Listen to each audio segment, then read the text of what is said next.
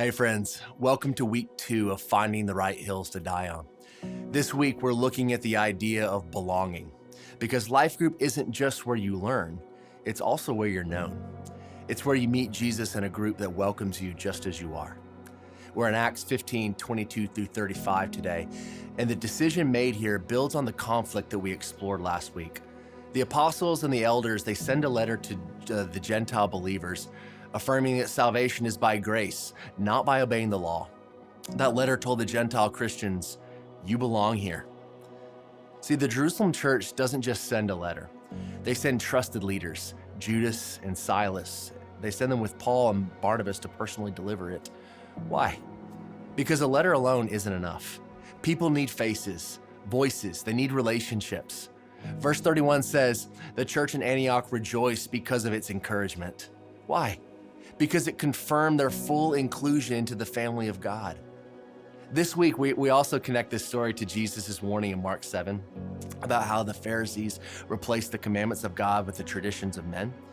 Jesus was confronting a kind of spiritual fence building, and that's what they were doing in Acts 15 as well.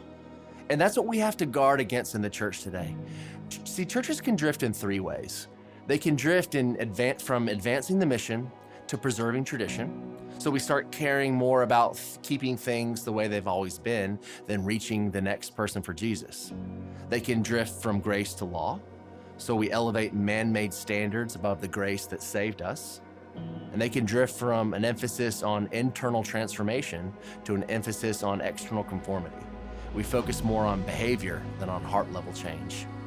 Any of those drifts can create barriers to belonging. They tell people, you don't look the part, you don't act the part, you're not one of us. But Jesus didn't come to build fences, he came to break them down. The church in Acts 15 shows us how to do that. They upheld the truth that salvation is by grace, but they also honored unity. They told the Gentile believers, you're in, just be mindful of others. At the Heights, we want our life groups to feel like that.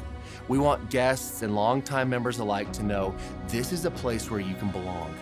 Let's tear down anything that makes it harder for someone to meet Jesus. Let's build ramps, not fences. Let's be a group where people can feel welcomed and accepted, not based on performance or background, but because we've all been welcomed by Jesus. Let's get into the Word together.